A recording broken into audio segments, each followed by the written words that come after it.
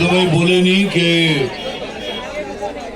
এতক্ষণে পদ্ম ফুলটা পুকুর থেকে তুলে এনে নিয়ে এলো। আসুন,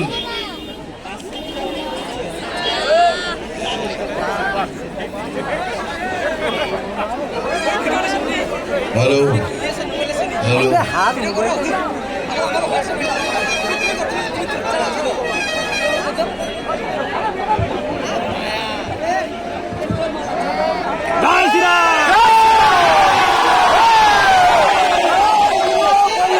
ওকে, থ্যাংক ইউ।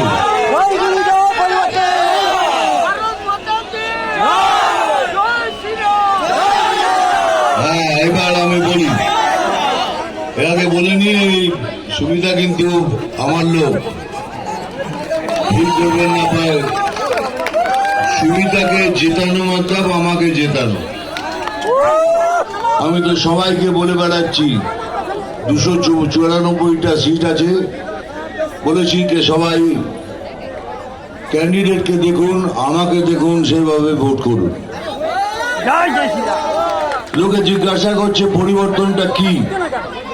আলা, পরিবর্তনটা এটাই যে 3000 টাকা করে প্রত্যেক মাসে আমার মহিলা বোনদের দেওয়া হবে। পরিবর্তন 2,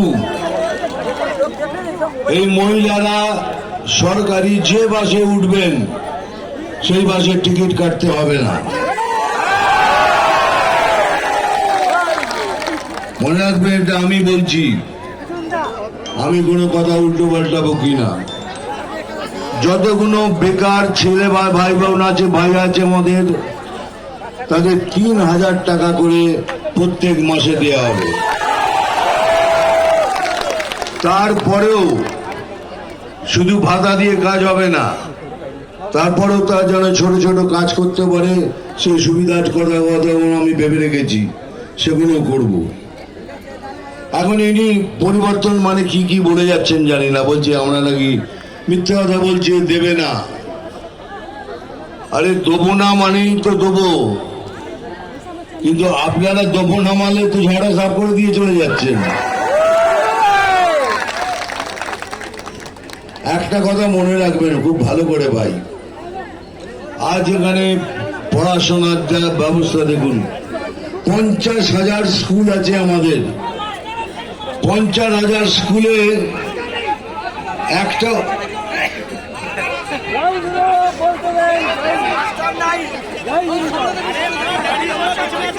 যেটা বলছি শোনো শেষ অব্দি, ওই যে 50,000 স্কুল আছে যেখানে মাস্টার আসে না।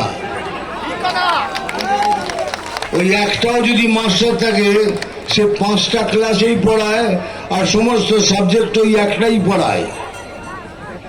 এই 50,000 স্কুলে 165 কোটি টাকা দিলে সব স্কুলগুলো ভালোভাবে চলবে, কিন্তু ওনার কাছে সময় নেই বা পয়সাও নেই।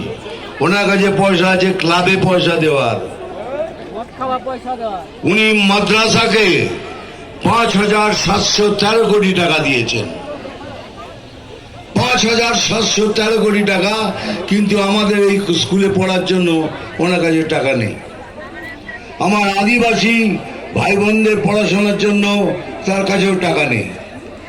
এই সব কিছু পরিবর্তন হবে আমরা এলে পরে, এটা আপনাদের কাছে আমি প্রতিজ্ঞা করে গেলাম, কথা দিয়ে গেলাম, এটা হবেই।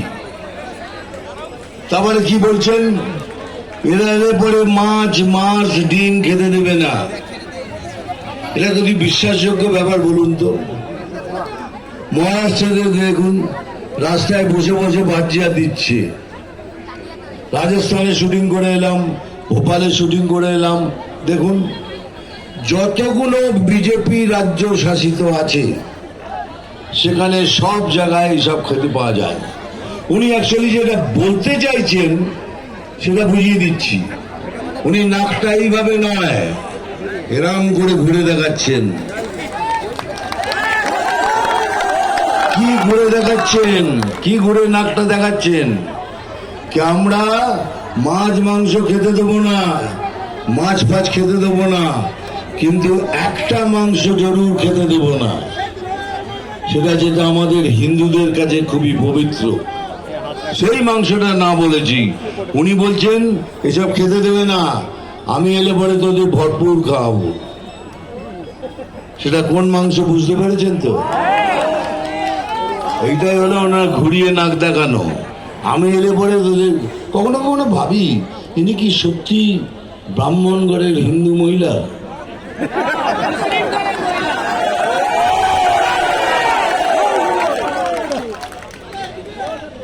দেখুন, আমি কোনোদিন কারোর নাম নিয়ে কথা বলি না, কোনো কোনো